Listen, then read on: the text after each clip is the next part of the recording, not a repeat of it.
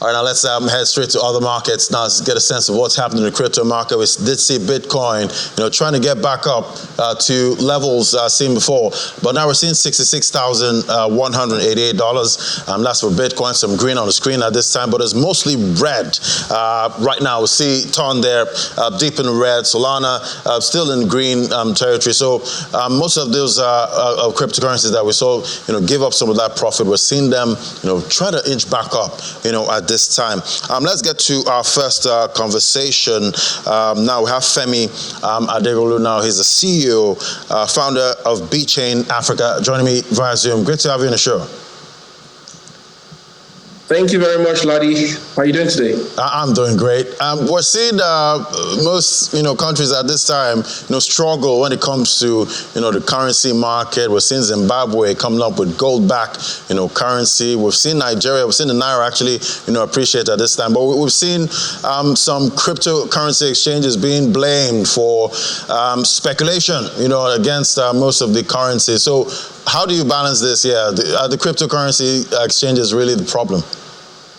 Definitely not the problem, right? A lot of these crypto exchanges are just service providers. They are providing a platform for people to do business, exchange their cryptocurrencies, or Bitcoin and USDT for Naira.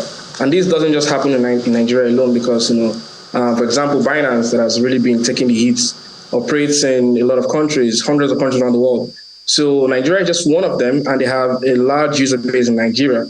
But I think that it's actually a misplaced priority trying to blame a particular company for the downfall of our Naira. Nigeria is actually an import-driven economy, right? 90% of the things we use in Nigeria are imported. So if we're going to blame Binance, then there is no basis as to why the executives are going to be detained. For me, that is being too ignorant. That's what I'm going to say, being too ignorant. I think that the government should look out for how Binance and all those crypto exchanges should register in Nigeria and create jobs, and of course they can tax these companies. I think that's actually a smarter way to handle these issues. If the Naira is devaluing, of course it means that our imports are far greater than our exports. Thank you. All right, but at this time, we do know, regulation is a major problem when it comes to, the cryptocurrency market and most of these exchanges. We know some of them do not play, according to the rules. Some of them, most of the platforms are being used for illegal, purposes at this time. But what kind of regulation do you think we should be exploring, right now when it comes to, these crypto exchanges? Okay, like you see, Binance is registered in the US. I think it's also registered in some other countries as well. But I don't think there is anything like Binance Nigeria Limited or anything at all. So the first thing to regulate a particular market is to make sure that there are proper registrations with the Corporate Affairs Commission. That is step one. Then when you're registered here, they should have a physical office here, right? So that if there's any discrepancy between the government and the private sector, they can have some deliberations and everything can be trashed out immediately.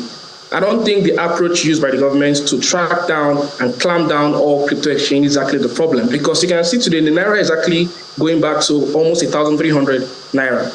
So it is not, the blames being passed upon the crypto exchanges. I think the policymakers, especially the coordinating minister of the economy, Mr. Wale Edun, needs to look out for a scenario whereby we can have, discussions, with these private sector players. Sometimes it is not because even the platform knows about some of all these bad deals, right?